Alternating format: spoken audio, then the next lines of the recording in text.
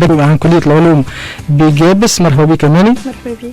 ونرحبوا بخونا مروان بن درمش إيسات جابس. مرحبا بك مروان. أهلا وسهلا. مرحبا بك. نبدو في البداية. تقريبا أنتم أول مرة تكونوا حاضرين في أوازيس فام. ساعة شكون منكم ياخذ الكلمة وعارفين الاتحاد العام التونسي للطلبة يعطينا نبذة تاريخية. مرحبا. بسم الله الرحمن الرحيم. أولا هذا المرة الأولى يعني اللي يكونوا فيها ناشطي الاتحاد العام التونسي للطلبة بجامعة جابس حاضرين في المنبر الإعلامي هذا اللي بالمناسبة نحيوه إذاعة أوازيس فام. نحضر اليوم للحديث يعني عن تجربة الاتحاد العام التونسي للطلبة بجامعة جابس وعن المحطة الانتخابية الأخيرة التي شهدتها الجامعة التونسية في 18 من شهر الجاري. المحطة هذه كللت بنجاح الاتحاد العام التونسي للطلبة، نجاح قائمات الاتحاد العام التونسي للطلبة هنا في جامعة جابس، يعني حققت فوز يعني مهم في المرحلة هذه للاتحاد العام التونسي للطلبة وللمسيرة نتاعو في جامعة جابس، وكذلك على المستوى الوطني. أيضا على المستوى الوطني قائمة الاتحاد العام التونسي للطلبة فازت بنسبة يعني مهمة وهي نسبة 40% في من جملة يعني المقاعد، وبنسبة 60% في المقاعد التي ترشح فيها الاتحاد العام التونسي للطلبة.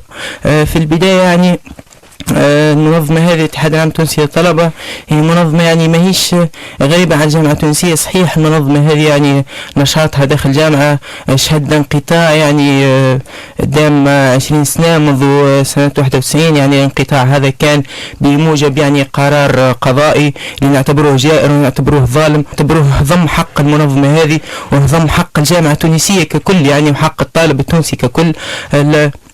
المنع هذا جاء يعني كما قلت من القضاء، من قضاء المخلوع، يعني جاء نتيجة للتحركات اللي كان يقوم بها أبناء الاتحاد العام التونسي للطلبة سنة 90 91. أنذاك يعني البلاد التونسية شهد يعني بداية تضييق على الحريات داخل الجامعة وداخل البلاد، وبداية يعني التفاف السلطة على النسبة يعني كانت لا بأس بها من الحريات موجودة داخل البلاد. فأنذاك الفترة هذه شهدت التفاف من السلطة على هذه الحريات، والاتحاد العام التونسي للطلبة كقلعة من قلاع النضال داخل الجامعة التونسية رفض رفض كلي أن يتم الالتفاف على الحريات سواء يعني في الجامعة أو في البلاد، ورفع آنذاك يعني شعار يعني نريد الحرية في الجامعة كما نريدها في البلاد. وأيضا يعني اختار يعني ذهب نحو خوض معركة الحريات، ودخل السنة الجامعية سنة 91 يعني دخلها بشعار معلي خوض معركة الحريات والمحافظة على المكتسبات النقابية للطالب والمحافظة على مكتسبات الطلبة.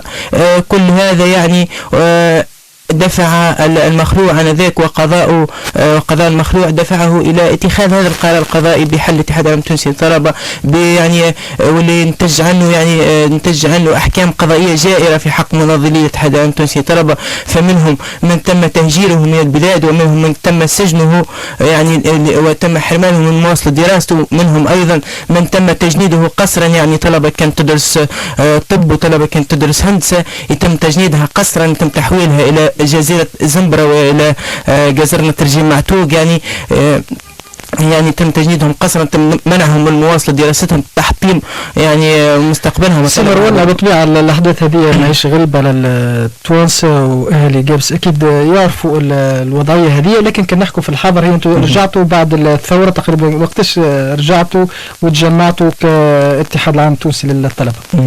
إذا قلت يعني بعد المنع للعام التونسي، بعد المنع الاتحاد العام التونسي للطلبة عاد النشاط داخل الجامعة التونسية منذ بزوغ شمس فجر 14 من جانفي، منذ يعني هروب الطاغية الذي هو رأس يعني الذي منع نشاطنا داخل الجامعة وداخل البلاد.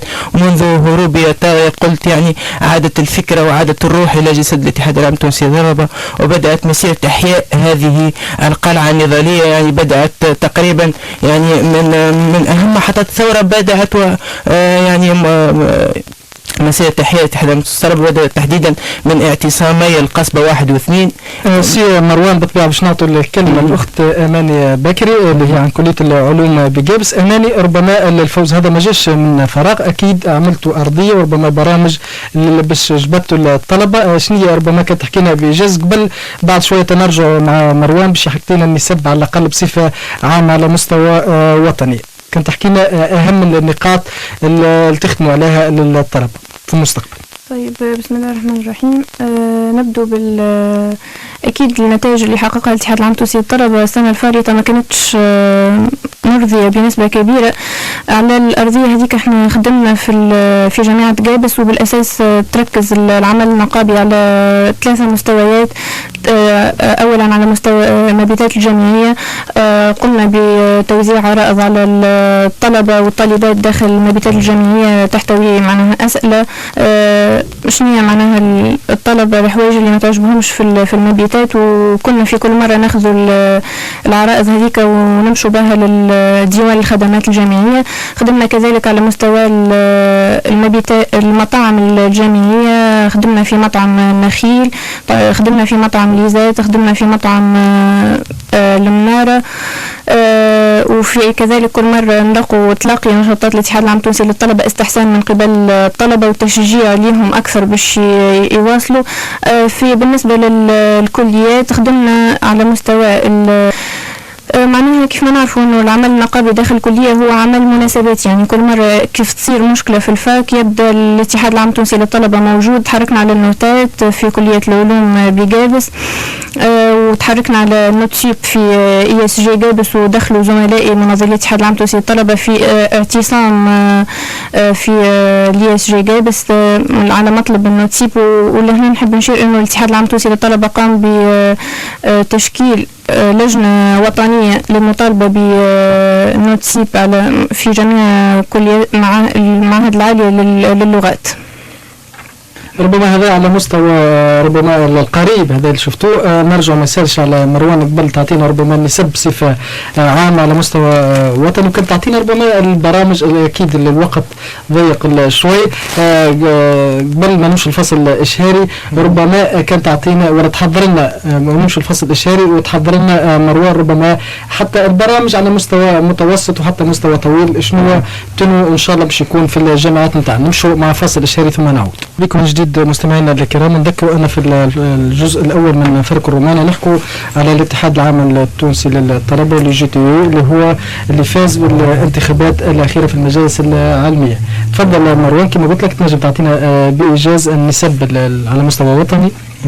النسب على مستوى وطني، يعني النسبة الوطنية التي فاز بها الاتحاد العام التونسي للطلبة من المقاعد يعني كانت 40.46% على مستوى وطني. هذه من جملة المقاعد الموجودة داخل الجامعة التونسية، وبنسبة يعني 60% المقاعد اللي ترشح فيها الاتحاد العام التونسي للطلبة، بحيث النسبة هذه نسبة نعتبرها يعني نسبة مقبولة ومرضية، وسنواصل العمل على هذه النسبة ونواصل تطويرها، نواصل يعني أنه نتحصلوا على أكبر رضا من الطلبة، وهذا بالطبيعة سينعكس على النتائج تاع الانتخابات. على جامعة جابس يعني، وجامعة جابس يعني هي الجامعة التي تحصل فيها الاتحاد العام التونسي للطلبة على العدد الأكبر يعني من المقاعد. تحصل الاتحاد العام التونسي للطلبة على 32 مقعد يعني في جامعة جابس، ويعني 32 مقعد هذوما كما قلت يعني ما جوش من فراغ، جو نتيجة رضا الطالب على المجهود اللي كنا نقوم به طيلة السنة اللي فاتت، طيلة السنة الجامعية هذه. نذكر أن السنة الجامعية هذه يعني كان عندنا برنامج منذ بداية السنة الجامعية، انطلقنا في النشاط منذ بداية شهر أكتوبر. يعني أتذكر أنه كان أول نشاط لنا في بداية شهر أكتوبر السنة الجامعية هذه كان بالحي الجامعي عمر بن الخطاب، يعني كان تحديدا بالمبيت الجامعي وبالمطعم الجامعي. تحركنا يعني لنرى يعني آراء الطلبة حول الوكلة الجامعية، مدى يعني قبول طلبة هذه الوكلة، هل كان يعني عندهم اقتراحات وما إلى ذلك. من ثم يعني اتصلنا بإدارة الحي الجامعي ولقينا تواجب حقيقة يعني، وبصراحة يعني حاولنا قدر الإمكان أن نوصلوا على الطلبة، وتحسنت يعني نوعا ما الوكلة الجامعية. نذكر أنه آنذاك يعني كانت الجامعة كانت خالية من كل نشاط، يعني بداية سنة جامعية في شهر أكتوبر ما كانش ثم نشاطات. النشاط هذا لاقى استحسان كبير من الطلبة على ذاك، وربما الاستحسان هذا انعكس يعني إيجابيا على بقية نشاطاتنا. فبقية نشاطاتنا هنا في جامعة جابس كانت دائما تشهد يعني إقبال من الطلبة كانت ديما تسأل يعني عن نشاطاتنا وتتابعها يعني بكل اهتمام.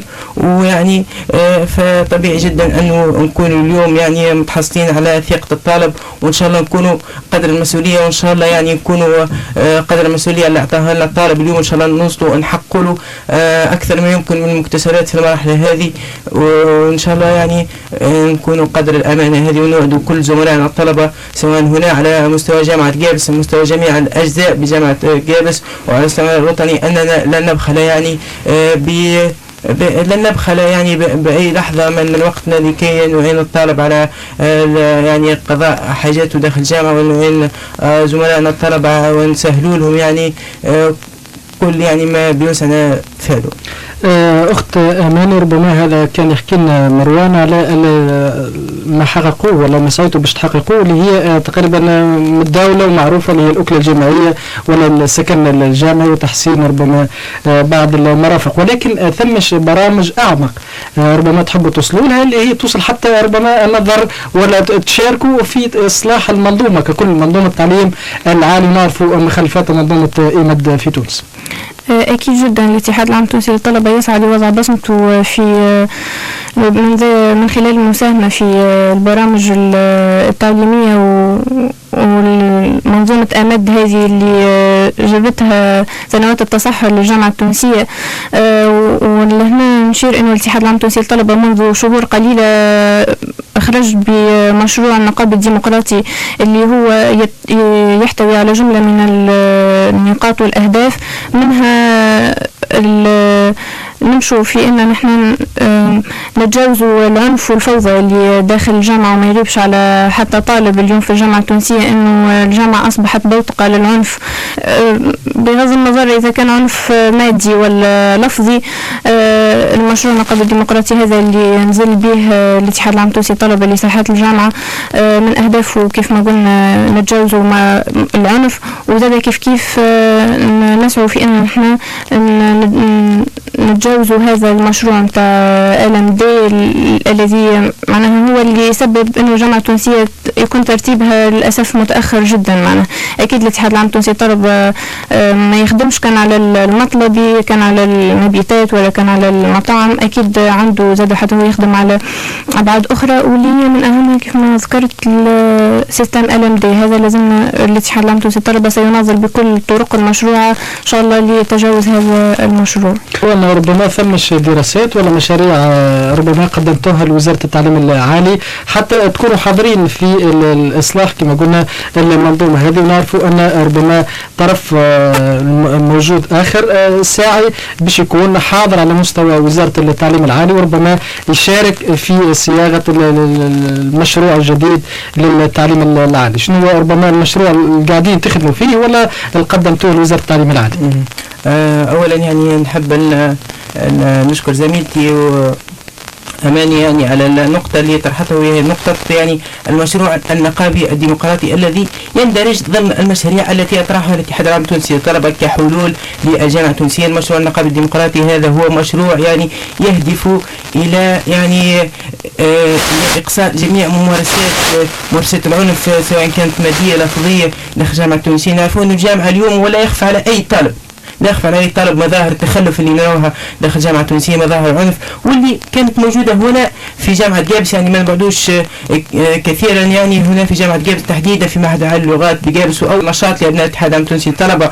يعني الاتحاد العام التونسي للطلبة ينزل بكل ثقله في المعهد عالي اللغات بجابس قيام يعني بحملة يعني نعرفوا بمنظمتنا هذه نحكم على الطلبة وكذا نحكم على الطلبة. يعني فوجئنا آنذاك يعني بمجموعة من الطلبة يعني محسوبين على الاتحاد العام لطلبة تونس، رفعوا في وجهنا في البداية شعارات إقصاء، رفعوا في وجهنا شعارات يعني يتهموننا بأننا بالتخلف وما لذلك برجعيين كذا. لم نعلم اهتمام، طلبنا منهم حلقة نقاش ولكنهم أصروا. إلا هذا هو المطلوب مروان، وحبيت نسألك عليه، لأن كما نشوفوا في النقابات في كل شيء تعددية، علاش الناس كل ما تستصيغش الطريقة الجديدة ما بعد الثورة أن أي إنسان من حقه باش يعبر على رأيه ومن حقه ربما باش يجبد الناس لي سواء في السياسه ولا في بالنسبه للطلبه بالمشروع نتاعها ماهوش بالعنف ولا بالطرق الاخرى. معناها المشروع نتاعك هو اللي يخليك ربما تنال رضا الناس الموجه لهم المشروع نتاعك ولا لا. ما دخلتوش في نقاشات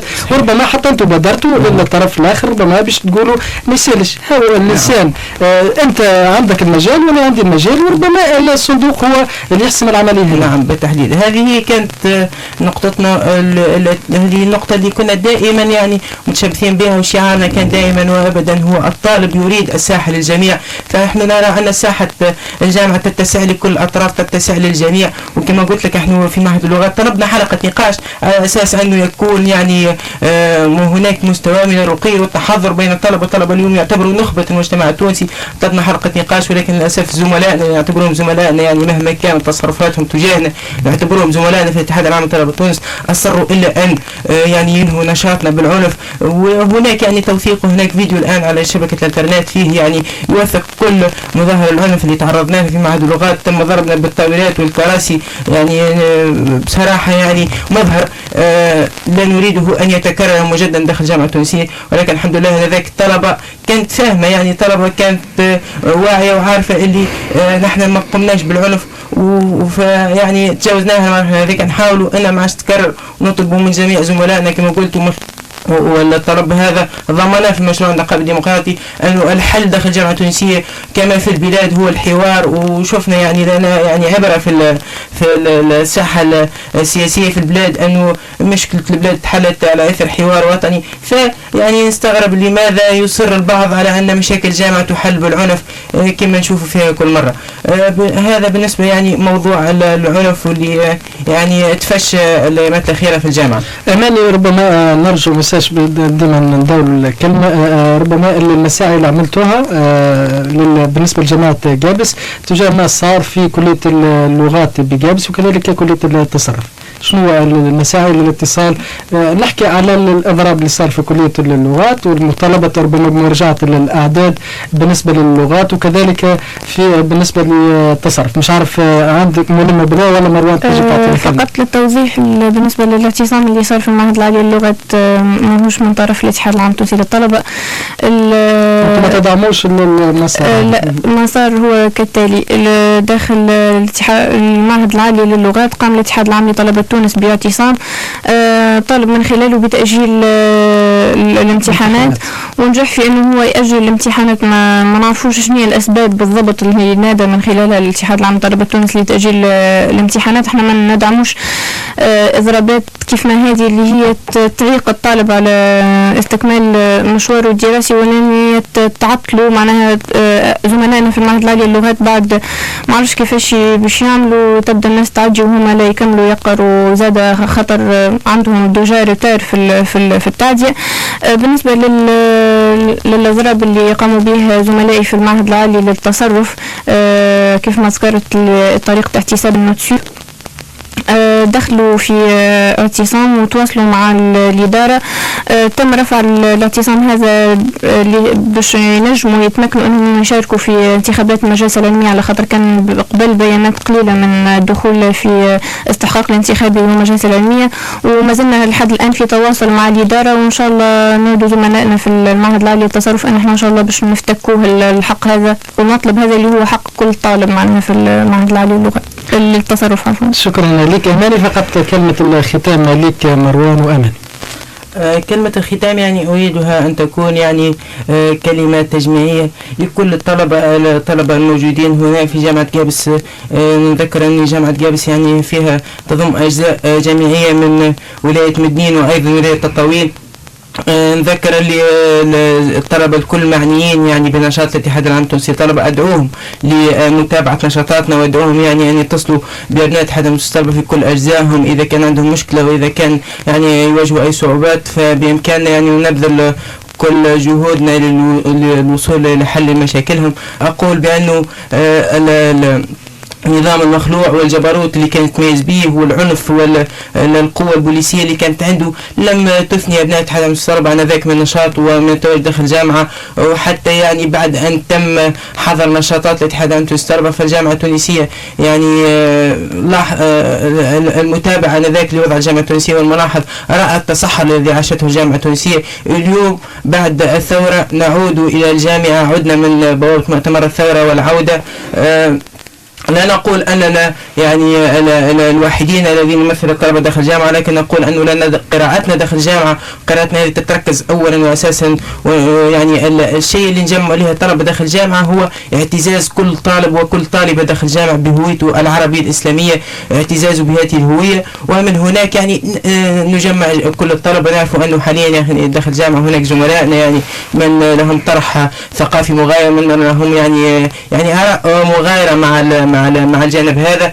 نحن يعني قلناها ونقولها أنه لا نرى أي يعني مجال للتعددية النقابية داخل الجامعة إلا على أساس الاعتراف والاعتزاز بالهوية العربية الإسلامية كهوية للشعب التونسي وكمصدر اعتزاز وفخر للطالب. وعلى ذلك يعني فحق النشاط والتواجد داخل الجامعة مفتوح لكل الطلبة. ونقول لبعض الأطراف التي يعني من فكت تلاحقنا ومن فكت كل ما يعني ينزل ابناء اتحاد الطلبة النشاط والتواجد داخل الجامعة إلا وتأتي يعني محاولة منعنا ومحاولة صدنا من النشاط وتحاول يعني في كل مرة أن يعني تحاول تزنا العنف. نحن ما نجريناش يعني، والحمد لله تجنبنا بذلك يعني مخاطر كانت تصير على طلبة الجامعة التونسية وعلى كل يعني حتى على قيمة الجامعة التونسية ككل. نأمل مستقبلا أنه العقليات هذه العقليات التي يعني كان يستعملها بن علي آنذاك، يعني كان يستعملها بن علي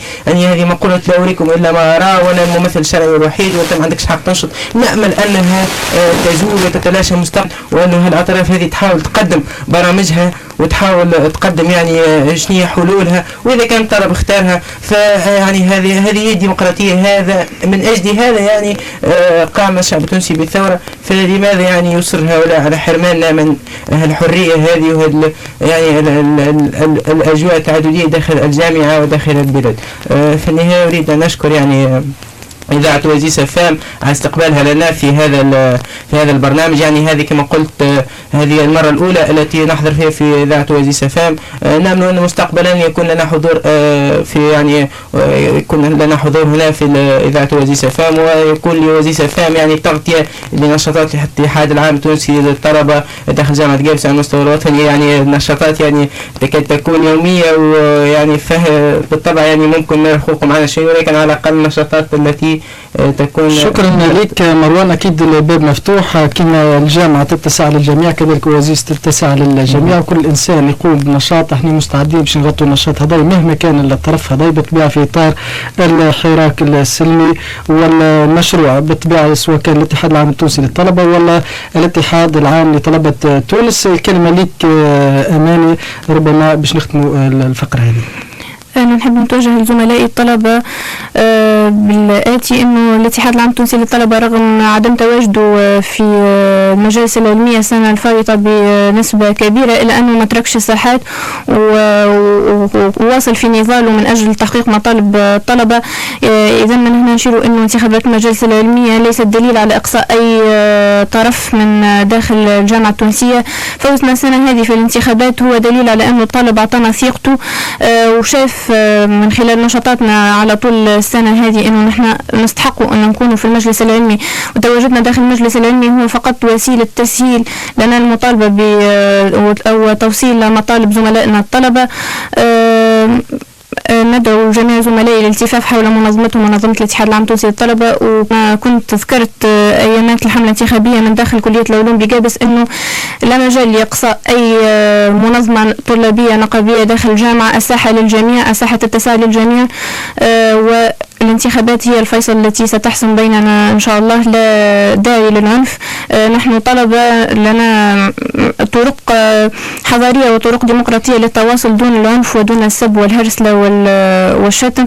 إذا كما ذكرت أريد دعوة لزملائي الطلبة الالتفاف حول منظمتهم اتحاد العام التونسي الطلبة، وإن شاء الله نكونوا على قد الأمانة اللي يعطوها لنا زملائنا الطلبة في المجالس العلمية. ونشكر وزير فهم على استقبالها لنا. لا شكر على واجب الطبيعة. هذا واجبنا. أماني بكري عن كلية العلوم بجابس، ومروان بن درمش إسات جابس بالطبيعة اللي ينتموا للاتحاد العام التونسي للطلبة اللي نجح في الانتخابات المجالس العلمية يوم 18 أفريل. بالطبيعة احنا نأكدوا ديما على التعددية، لأن التعددية هذيك تطرح المشاريع، والمشاريع يستفادوا بها الطلبة، وإن شاء الله ترجع الجامعة التونسية للإشعاع من جديد، وترجع المرحلة ولا الموقع الطبيعي اللي كانت موجودة فيه. بالطبيعة مستمعينا الكرام أبقوا معنا باش نواصلوا بعد شوي، باش يكون معنا